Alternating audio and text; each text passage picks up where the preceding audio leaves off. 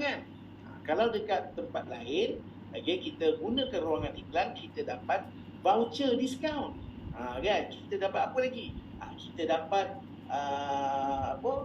selain daripada tu, kita boleh dapat untuk affiliate program dia. Kan ada untuk platform periklanan lain, dapat diskaun kan, lagi banyak beli lagi murah kan. Lepas tu ada dia punya permainan tu untuk dapat diskaun lagi kan. So itu strategi dia. Itu strategi MNC berbeza.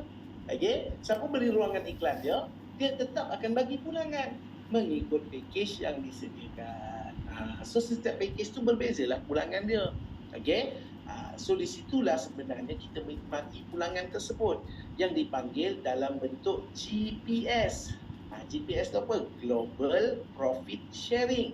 Itulah bonus yang kita boleh dapat setiap hari oleh MNC daripada Global Profit Sharing. Maknanya perkongsian keuntungan global MNC. So dari penjualan ruangan iklan seluruh dunia, dia ada keuntungan, dia kongsi setengah dengan komuniti MNC seluruh dunia. Dia keluarkan persentage keuntungan setiap hari.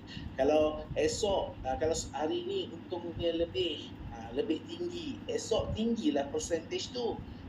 Kalau hari ni keuntungan globalnya rendah, esok rendahlah dia punya persentage keuntungan tu. Dia ikut hukum perniagaan.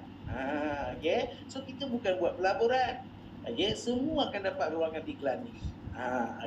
So bermakna kalau pakai bagus, kalau tak pakai pun tak apa, dia tak expired, mungkin kemudian nak pakai. Sebab produknya tak expired. Faham ni? Alright. So kalau kita tengok dekat sini ada 5 package. Setiap package ada ad spin. Kalau nampak ad spin ni, itu adalah ruangan iklan. Kalau contoh package 1 star $100. Sekarang ni MNC dia diikat dengan 4.3 untuk harga ringgit Malaysia. So bermakna $100 itu 430 lah. Dapatlah 10 ad spin dan akan dapat pulangan. Pulangannya 50% sahaja. Itu yang MNC bagi untuk siapa yang 1 star. So bermakna pulangannya tak sampai modal.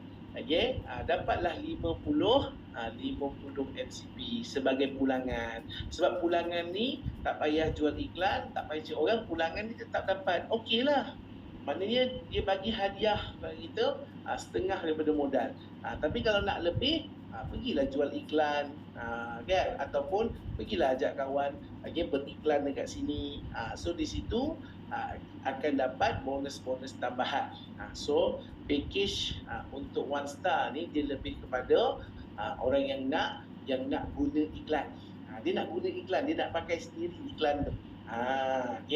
So dia nak pakai sendiri untuk dia punya bisnes. Dia lebih kepada orang yang nak beriklan. So package $100.